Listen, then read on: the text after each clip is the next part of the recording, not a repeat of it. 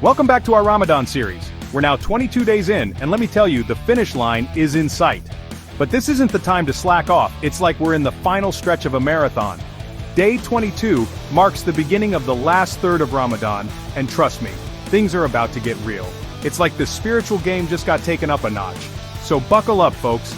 We're about to explore why this day is so special, and how Muslims around the world are stepping up their game in these final crucial days. Let's go.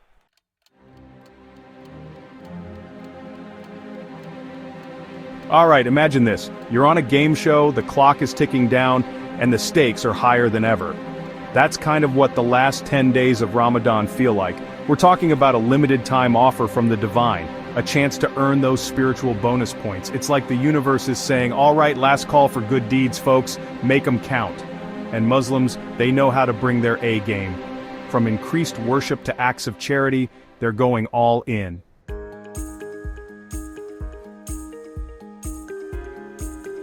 Now, within these last 10 nights, there's one night that's even more special. Laylat al-Qadr, the night of power. It's like the Super Bowl, the World Cup, and the Oscars all rolled into one, except it's about getting closer to God. Legend has it that on this night, the Quran was first revealed to the Prophet Muhammad, peace be upon him. Talk about divine downloads. Muslims believe that worshipping on this night is like worshipping for 1,000 months. That's right, 1,000. You do the math.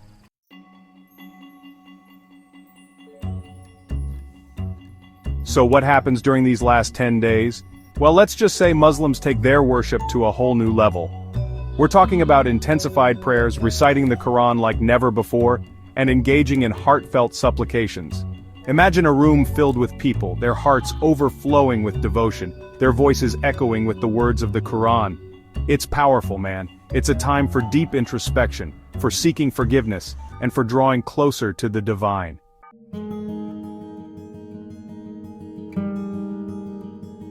And then there's dua, the act of supplication. Imagine pouring your heart out to the one who listens and understands, asking for guidance, forgiveness, and strength.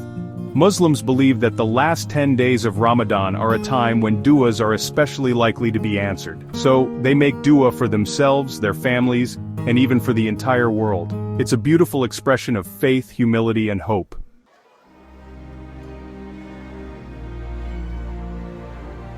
Okay folks, we're officially in the final stretch of Ramadan. The stakes are higher, the intensity is up, and everyone's playing for keeps. In Islam, these last 10 days are a golden opportunity for forgiveness. It's time to clear the air, to address the spiritual baggage we've been carrying, through sincere, heartfelt dua supplication. Allah is the most merciful, the most forgiving. There's no better time than these final precious days of Ramadan.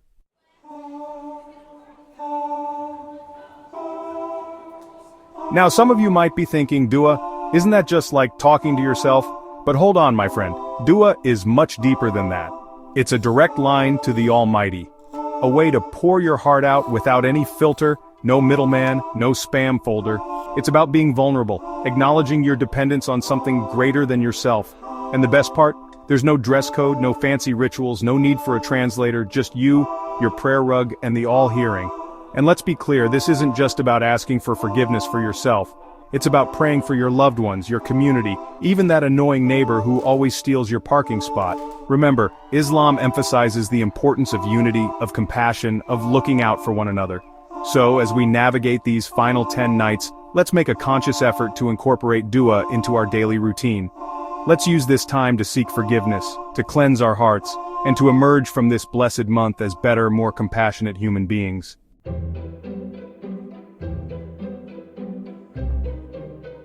Let's talk about Ramadan's emphasis on charity, or sadaqah. It's about cultivating generosity and sharing with those in need.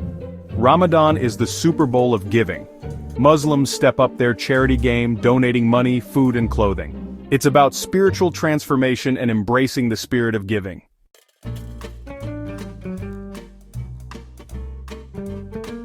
Now, I know what some of you cynics might be thinking. What's in it for me? Well, besides the whole, earning God's favor thing, there are some pretty amazing benefits to giving charity.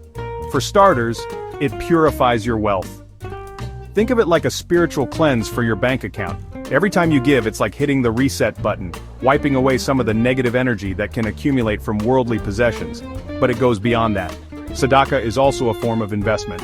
And I'm not talking about Wall Street here, we're talking about investing in your Akira, your afterlife. Every act of charity is like depositing funds into your heavenly account, earning you rewards that will last for eternity. And let's not forget the sense of fulfillment, the joy that comes from making a real difference in someone's life. That feeling, my friends, is priceless. It's a reminder that true happiness comes not from what we accumulate, but from what we give away.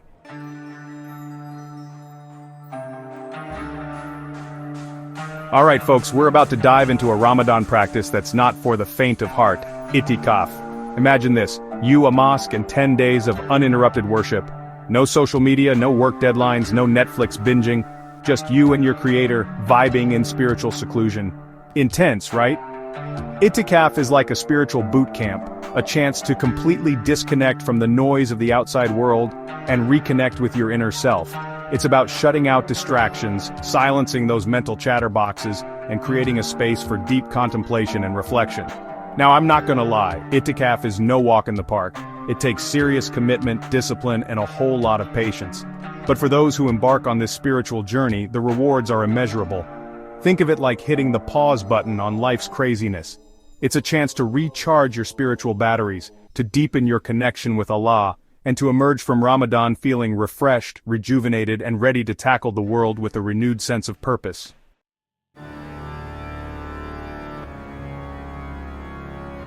Now, itikaf isn't just about camping out in a mosque for 10 days. There are some rules and guidelines involved. For starters, it's primarily observed during the last 10 days of Ramadan, specifically seeking Laylat al-Qadr, the night of power, which we talked about earlier.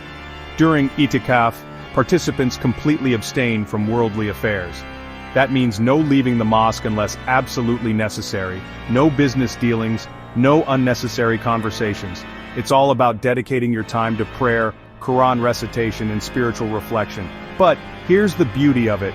In that seclusion, in that silence, you find a different kind of connection, a deeper understanding of yourself and your relationship with the divine. It's like tuning out all the static and finally hearing that inner voice, that whisper of guidance that's always been there. So, while itikaf might not be for everyone, it's a powerful practice that offers a glimpse into the depths of spiritual devotion and the transformative power of complete surrender to a higher purpose.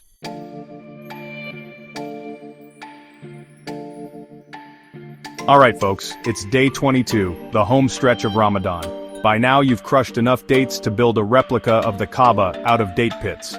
But here's where things get real. We're talking late nights, deep conversations with the big guy upstairs. I'm talking about tahajjud and qiyamul layl, the night prayers. In the stillness of the night, you get that real, unfiltered connection.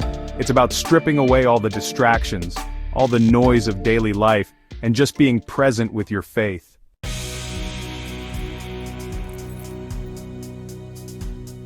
Now I know what you're thinking, Hassan, I'm barely functioning on 6 hours of sleep. You want me to stay up all night praying? Listen, I get it, but think of it this way. Tahajjud and qiyamul layl are like the spiritual equivalent of a power nap. You put in a little extra effort, a little extra time, and boom, you're recharged, refreshed, and ready to take on the day. Or, the last third of Ramadan. These night prayers are like a direct line to the divine, a chance to pour your heart out without any distractions. It's like when you finally get off hold after being on the phone with customer service for an hour. That feeling of relief, of finally being heard, that's the kind of connection we're talking about. And let's be real, we could all use a little extra spiritual juice, right? Especially during Ramadan, when we're fasting, praying, and trying to be our best selves. It's like trying to run a marathon on an empty stomach. You need that extra boost, that spiritual pick-me-up to keep you going. So make time for these night prayers, even if it's just for a few minutes. Trust me, your soul will thank you for it.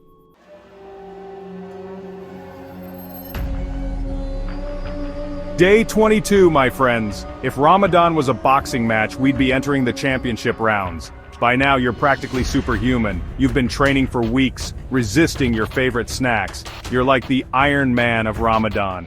Instead of a high-tech suit, you've got dates and prayer beads. Remember those first few days of Ramadan, when that 3 p.m. hunger hit?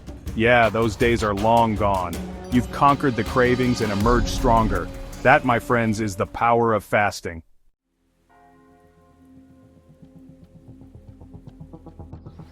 And here's the beauty of it, this willpower you've been cultivating, it doesn't just disappear when you break your fast at sunset, it spills over into every aspect of your life. Suddenly that pile of laundry doesn't seem so daunting. That project you've been putting off, you're ready to tackle it head on. Ramadan is like a spiritual boot camp for your soul, pushing you to become the best version of yourself, one fast at a time. It's about building those spiritual muscles, strengthening your willpower so that you can resist not just food but all the negative influences that life throws your way. Think about it. If you can resist that slice of pizza when you're absolutely famished, imagine what else you can achieve. You could probably negotiate world peace, solve climate change, maybe even convince your parents that you don't need to get married right this second. Okay, maybe that last one is a stretch, but you get the point. So, as you continue your Ramadan journey, remember this. You are strong, you are capable, and you are becoming the best version of yourself, one fast at a time. And hey, if you happen to develop some superhuman willpower along the way, well, that's just a bonus.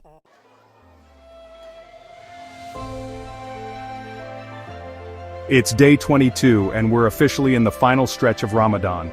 Our stomachs might be empty but our hearts, overflowing baby. Overflowing with love, compassion, and enough good vibes to power a small city.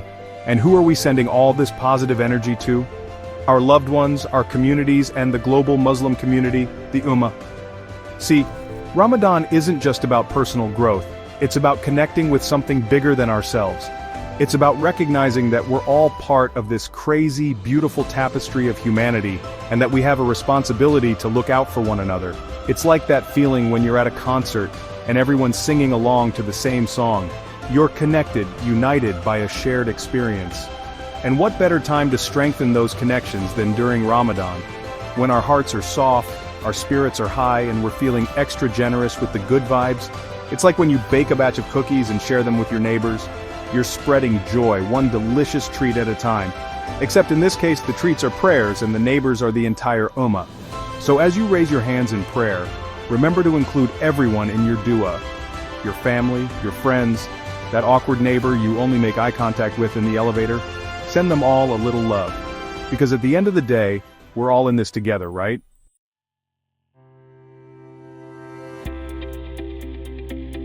Now, I know what you're thinking, Hassan, the world is kind of a mess right now.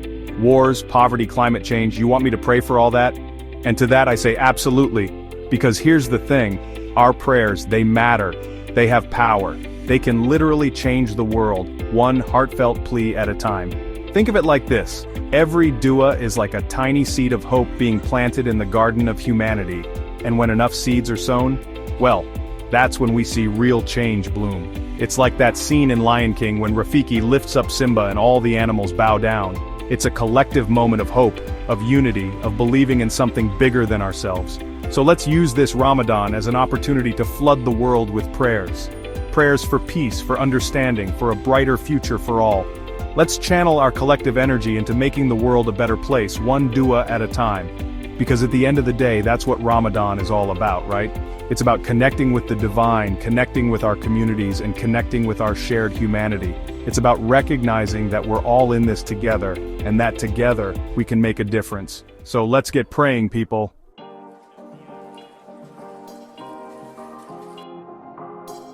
Alright folks, day 22 of Ramadan. We're in the endgame now. You know how everyone's talking about their Ramadan glow-up? Well, it's not just about the dates and the samosas, although those are fire, it's about internal growth, fam. Think of Ramadan like a spiritual boot camp. You're fasting, praying, and dodging those questionable Instagram food posts. It's tough, but it's about pushing yourself, becoming a better version of yourself. By day 22, you've had time to reflect on your habits, your flaws, those questionable life choices you made in 2012. We've all been there. The point is, Ramadan gives you space to confront those things, to work on them. It's like that Drake lyric, I live for the nights that I can't remember with the people that I won't forget. Except in Ramadan you remember everything, especially your shortcomings. But that's good. It means you're growing.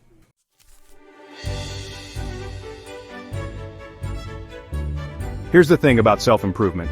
It's not a one-month free trial. You can't just go back to your old ways once Eid comes around. It's like that gym membership you swore you'd use. Ramadan is about building habits that stick. So, You've been crushing your prayers, giving to charity, being nicer to your siblings. Keep that energy going. Don't let Shaitan win after Ramadan. Think about the values you've been embodying during Ramadan: patience, generosity, empathy. Those shouldn't disappear when the Eid cookies come out. Bake those values into your life, fam. Remember, Ramadan is like a spiritual tune-up. You've tightened a few bolts, changed the oil, maybe even installed a spoiler. Now it's time to take that souped-up spiritual self out for a spin and keep the momentum going.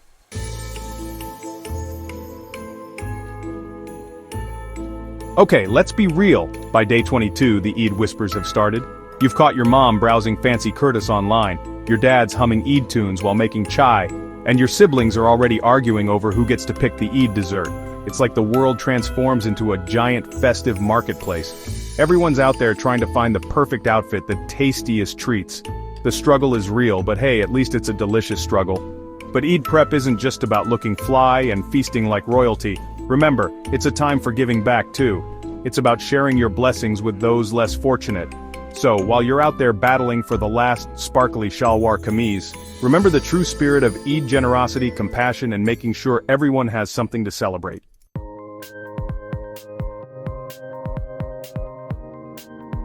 Now let's talk about Zakat al-Fitr. It's not just some random donation you make before Eid prayer, it's a fundamental pillar of Islam. A way to purify your wealth and ensure that everyone can partake in the Eid festivities. Think of it like this.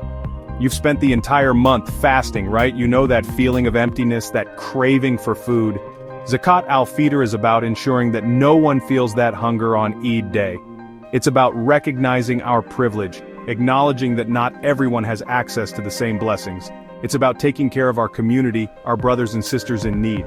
So, as you're finalizing your Eid outfits and planning your feast, don't forget about Zakat al-Fitr. It's not just a religious obligation, it's a chance to make a real difference in someone's life.